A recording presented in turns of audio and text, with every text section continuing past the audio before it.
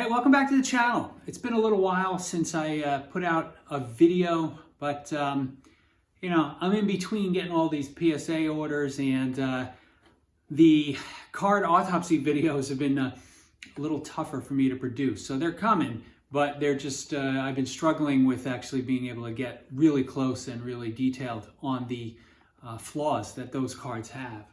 I figured it'd be cool to do a little bit of a market update. I had a number of what I would call unique, under the radar update insert sets kind of come back in graded fashion, and I'm noticing some interesting stuff in terms of how these things are selling or not selling, and I just wanted to kind of give you guys my opinion.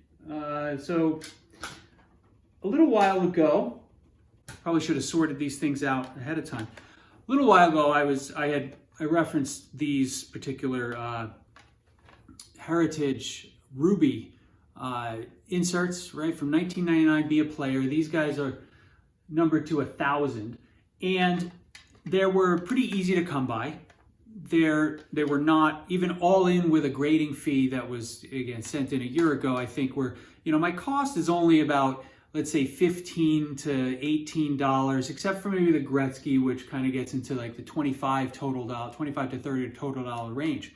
When I got a few of these back, I had some doubles, and I figured, hey, let me throw a couple of these in auction. We'll see how they go. I don't need two Chris Chelios PSA 9s, so I put one up.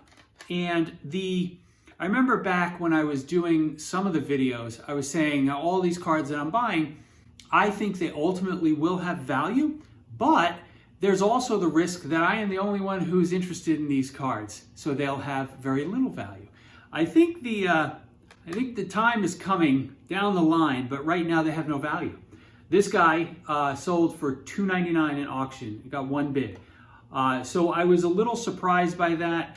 Even though I have multiples of both of these, and I have three of these guys additional in raw, I'm certainly not going to try to sell them at the moment. I believe they will have their day because we got a couple of things from the 2012 set that I want to talk about.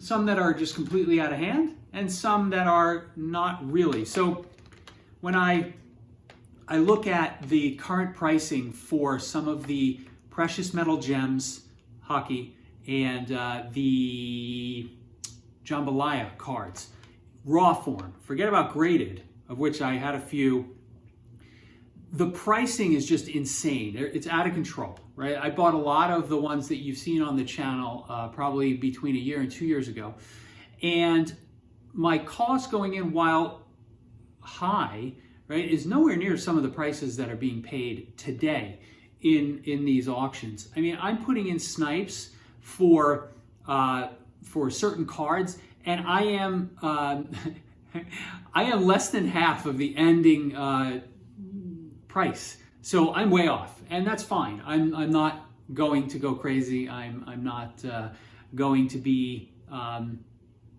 not going to get caught up in the hoopla, right? It's fine. But these guys, these three insert sets, I think are both have some future potential, and I also want to, again, go through some current observations. So the Flair Showcase Hot Shots I have a number of these that came back in various grades. This Al MacInnis happens to be beautiful. Steven Stamkos in the 9, but my Pavel Bure in a 5. I had two of these in a 5. I sold one for almost $50, and it shocked the hell out of me. Because, on the 99 Be a Player, I can't even sell one for more than $3. So that was surprising. And I've had different levels of success with the multiples of the electrifying inserts that I have. And I think these are commanding prices that are significant, right? Whether that's between $150 and $400.